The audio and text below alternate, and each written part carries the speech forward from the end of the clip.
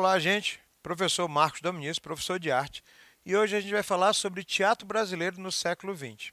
Nota, nós temos uma sequência de aulas do teatro brasileiro no início, teatro jesuítico, teatro brasileiro nos séculos subsequentes, 17, 18, e dois módulos, duas aulas na plataforma Gonçalves Dias sobre teatro brasileiro do século XIX. As características gerais, e eu dividi uma para a gente entender mais sobre os autores, e a gente vai fazer a mesma coisa com o século XX. É óbvio que em 20 minutos a gente vai tentar fazer o máximo possível para a gente entender o que for possível nesse pouco tempo. Então, vamos voltar um pouquinho antes, que é essa transição, não dá. Começou o teatro brasileiro do século XIX, acabou tudo que foi feito no século. Não, começou o teatro brasileiro do século XX, tudo que foi feito no século XIX acabou? Não é bem assim. É um processo gradativo de transição onde um interfere no outro. No século XX, você tem um período, olha que loucura, mais crítico do teatro brasileiro. Né? Tanto que a gente sentiu isso depois também nos anos 80, pós-ditadura militar, que algumas pessoas neste país acreditam que não aconteceu. Tinha uma frase que eu lembro muito bem quando era garoto que dizia assim: vá ao teatro, mas não me chame. Para você ter uma noção de como o teatro foi marginalizado em função da ditadura militar nos anos 80 no Brasil. Influência do preciosismo, quase não sai. Vocabulário de Coelho Neto. Né? Coelho Neto é um escritor maranhense, né, que produzia obras para teatro, ou seja, ele também foi dramaturgo, além de escritor. Os autores da época usavam a verbosidade antiteatral. Professor, eu não entendi nada. O que é verbosidade antiteatral? Eu vou falar novamente para facilitar a minha intérprete. Verbosidade antiteatral.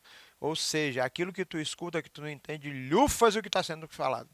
Alguns professores da universidade, que todos nós aqui do estúdio tivemos, né, tinham professores que eram tão eruditos, que eles falavam de maneira tão elegante, que eu dizia assim: meu Deus do céu, eu sou muito tapado, muito burro, que eu não estou entendendo nada, e vou atrás da informação. Essa verbosidade que foge ao teatro mais popular, que nós já falamos sobre isso na plataforma, acabou inutilizando a presença da plateia. Para que eu vou assistir uma coisa que eu não estou entendendo? Vocês assistindo alguns filmes e séries hoje. Você diz assim: e aí, foi bom o filme? Ah, não sei, foi legal. Foi legal? Tu entendeu o que estava lá? Ah, foi bom. Pois é, a gente tem uma aula sobre análise de obra também na plataforma. Corram atrás porque vocês precisam muito disso no Enem. Goulart de Andrade, João do Rio, Roberto Gomes, Paulo Gonçalves, Gastão Teogeiro. Pontualmente, alguns autores começaram a fazer peças. Mas ele está falando de um país continental que já tinha uma vida muito intensa no início do século XX, mas pouca gente produziu. Então, na hora que você fecha a um grupo reduzido de escritores, a gente começa a pensar que alguma coisa aconteceu nada agradável para a produção teatral daquele período.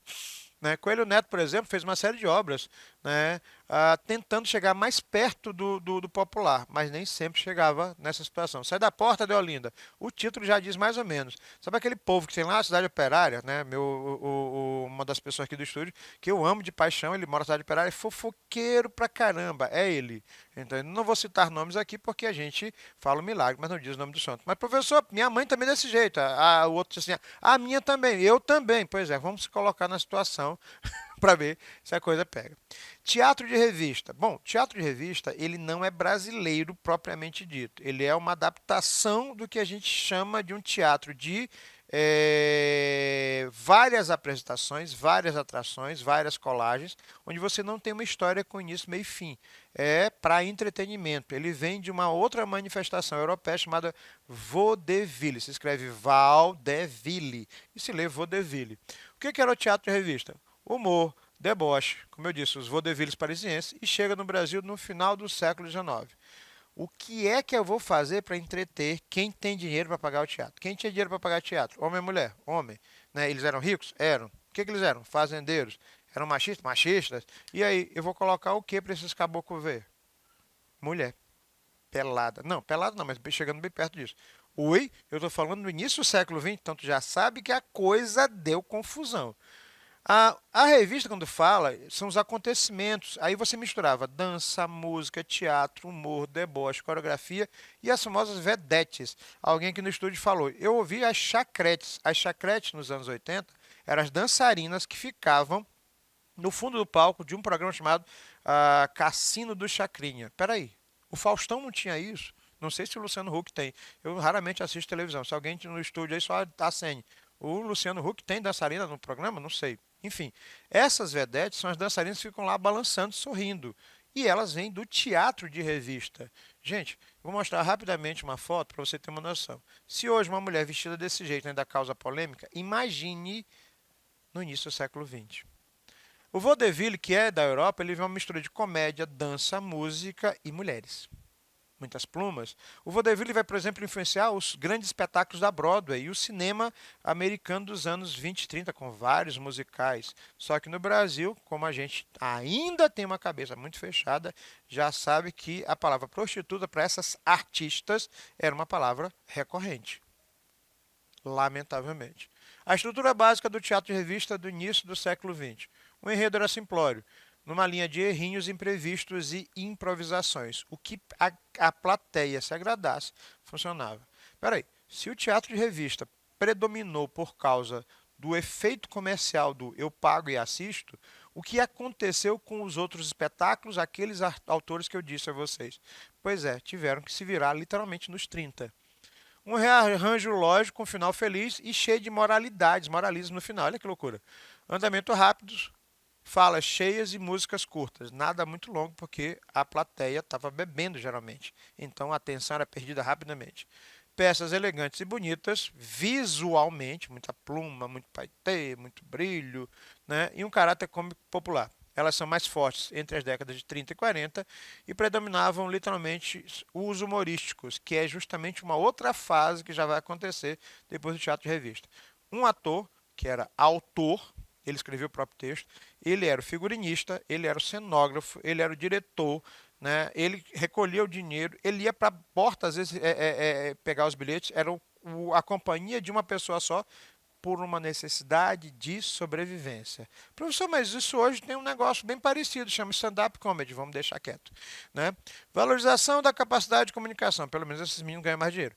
Valorização da capacidade de comunicação direta com do público e a capacidade de improvisar. Ou seja, o que vocês acham que é novidade hoje, que tem um nome bonitinho, americanizado, já passou há muito tempo no país e no mundo. A capa aqui de um espetáculo de 1872, né, que já vai interferir no teatro do século XX, a Vida Fluminense, porque ele foi feito várias vezes, e a Polônia Pinto, que é esta senhora sentada bem aqui. Eu citei ela, adoro falar dela, porque ela é aquela que nasceu no Teatro Arthur Azevedo, aqui em São Paulo, nasceu. E depois que ela faleceu, aliás, antes dela falecer, ela pediu que o corpo dela fosse enterrado debaixo do palco do Arthur Azevedo. A família não fez, vou instigar vocês aí. A família não fez. Depois, a família exumou o corpo no Rio de Janeiro e mandou os restos mortais de Apolônia Pinto para cá. Oi? Pois é, os restos mortais desta atriz, Apolônia Pinto, que nasceu fisicamente dentro do teatro, está uma parte debaixo do palco do Arthur Azevedo, debaixo do fosso do Arthur Azevedo, e outra na lateral de entrada. Bom, eu vou deixar por aí. Deixar vocês com a criatividade de vocês pensarem e pensarem sobre a história. O ator era, em geral, o dono da companhia, como eu falei para vocês, e aí você tem nomes bem interessantes, entre eles Itália Fausta, Leonardo Frois, Dulcina de Moraes, Apolônia Pinto e Procópio Ferreira. Este Procópio Ferreira é um dos nomes mais importantes como ator de destaque, um potencial, apesar do tamaninho, né? Era o pequeno gigante, 1,68 de altura, 60 anos de carreira, mais de 400 peças, 15 mil apresentações pelo país, com vários espetáculos, entre eles um espetáculo chamado Mendigo, que Deus lhe pague. Pois é, eu nunca tinha escutado falar dele. Eu já vi, professor, no vídeo show alguém falando Teatro Procópio Ferreira, pois é, no Rio de Janeiro. A vida é uma miniatura do teatro, ele aumenta, embeleza e sublima a vida. Vá ao teatro, né? Ele já fez muitos Ciranos, Hamlets, Otelos, entre outros. Né? Procópio Ferreira, que é esta criatura pequenininha, ele é uma das figuras mais monstruosas da história do teatro brasileiro do século XX. Pesquisem mais sobre ele. Mais de 500 personagens em 427 peças. E aí surge, em meados dos anos 50, os grupos de teatro do Brasil. Bom, se você tinha uma quebra gigantesca no início, se você tinha um preconceito muito grande, mas um teatro comercial, que era o teatro de revista, e os anos 30 e 40, você tinha atores que literalmente ralavam para sobreviver, com companhias de 2, 3 pessoas para poder ter dinheiro para pagar as contas no final, porque o ator e a pessoa que trabalha com teatro, o produtor cultural, é trabalho, gente. A gente trabalha para pagar nossas contas também. Né? Não vamos romantizar o trabalho do artista de tal forma que você acha que a gente tenha que fazer esse nosso trabalho de graça. Não é assim que funciona. Teatro distante do Brasil. A primeira estratégia, os grupos de teatro, já falamos sobre isso, temos uma aula sobre isso, a importância do grupo de teatro para a produção teatral. Eu não tenho como me virar sozinho. Eu me junto com outra pessoa, e aí a gente tem uma estrutura mais forte. Uma das primeiras foi esse grupo, que saiu literalmente o objetivo era intercâmbio de grupos, sai da universidade e ele vai facilitar a evolução profissional. Ele começa a sair do amador para o profissionalismo. Extinguiu a figura do ponto, né, que era a colazinha, alguém que ia falar, ei, a tua fala é essa, né, e coloca o diretor para dizer, tá errado, vira para cá, vira para ali. Então ele muda a cara do teatro no país. Valoriza o cenógrafo e começa a trabalhar uma característica mais técnica. Né?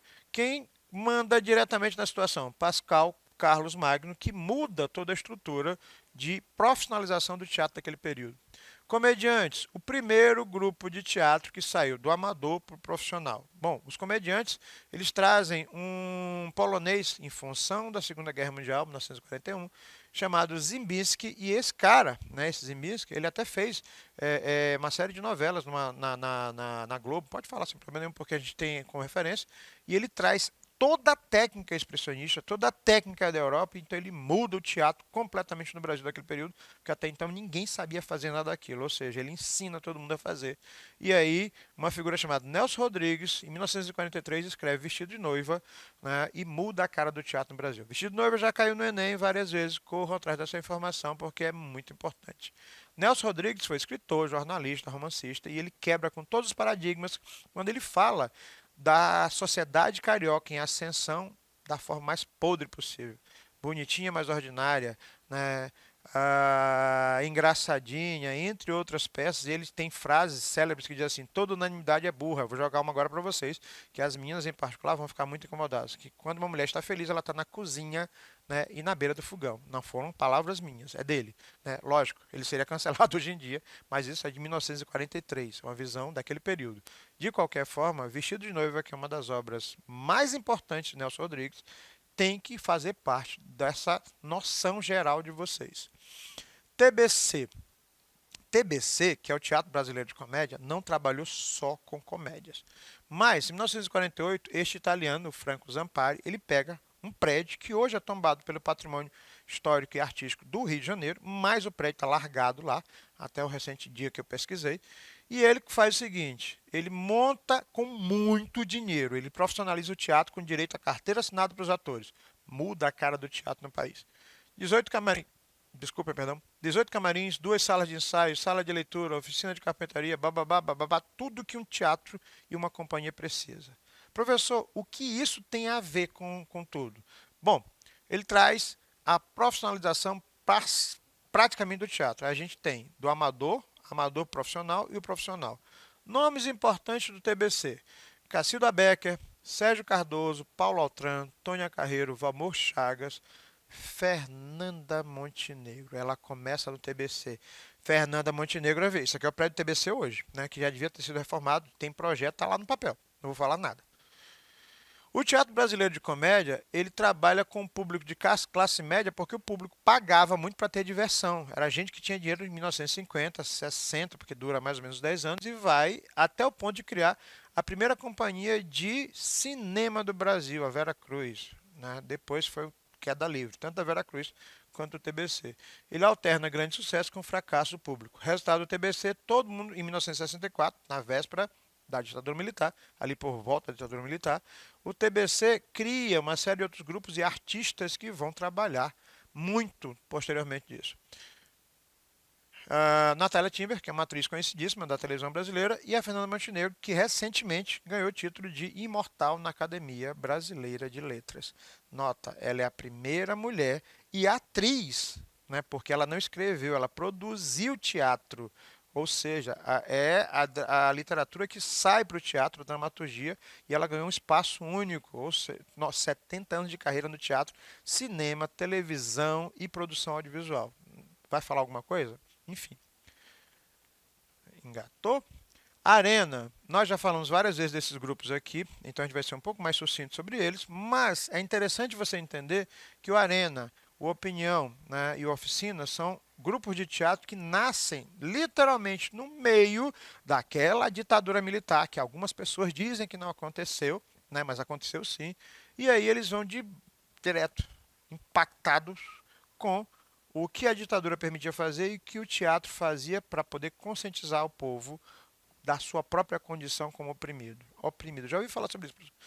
No Arena, uma das figuras mais importantes é o Vianinha, Oduvaldo Viana Filho, e uma das peças mais importantes chama-se Eles Não Usam Black Tie, do Gianfrancesco Guarnieri, onde ele coloca como o personagem principal não uma pessoa rica, uma pessoa que tem uma história bonita para contar, mas sim um operário que passa fome, que trabalha, que labuta, ou seja, ele muda a cara do teatro do Brasil naquele período. Augusto Boal cria o conceito do teatro oprimido, que é justamente um que eu já falei várias vezes com vocês, onde você trabalha um sistema coringa e o teatro popular, levar o teatro para falar do povo para o povo. Né? Cenas do Eles Não Usam Black Tie, que inclusive tem filme na internet, você acha no YouTube, não vou citar, mas está de graça lá porque o filme é antigo. O Boal, que criou o conceito do teatro do oprimido, que é uma figura extremamente conhecida da história do teatro brasileiro. E o Oficina, que vai nos anos 50 até os anos 70, trabalhando com o Zé Celso Martinez. E o Oficina ainda existe hoje, só que não na direção dele, é uma outra. O Usina toma conta agora. Ele vai passando por fases.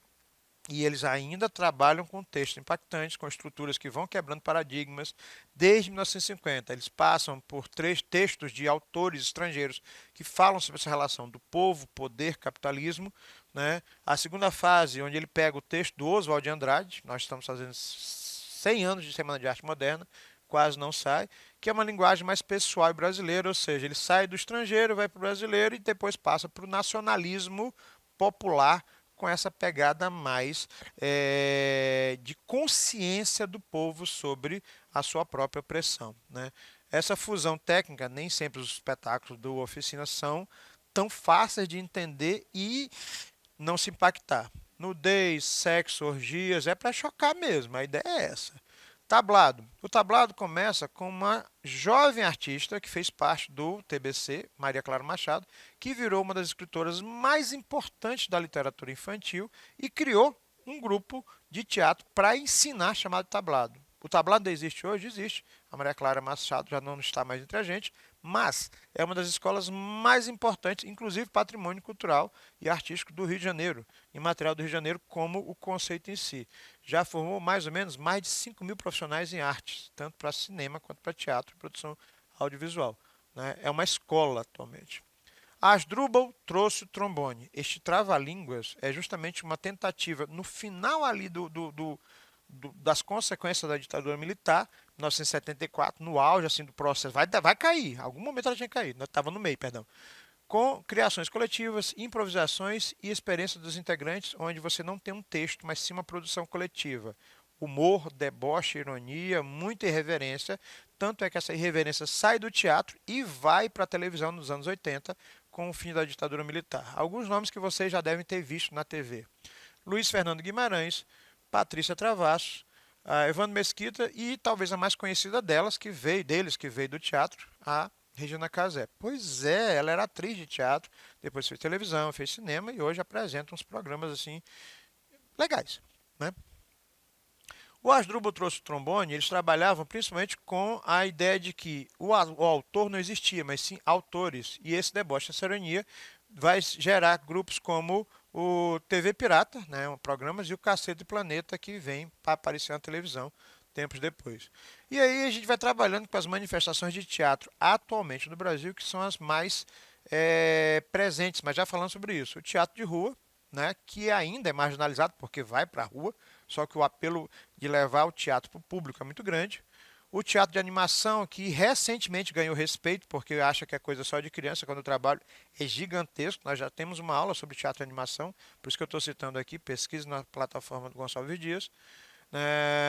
Os mamulengos, que são patrimônio imaterial nacional, se estou na dúvida, mas acho que é mundial. Né? Não, nacional, perdão.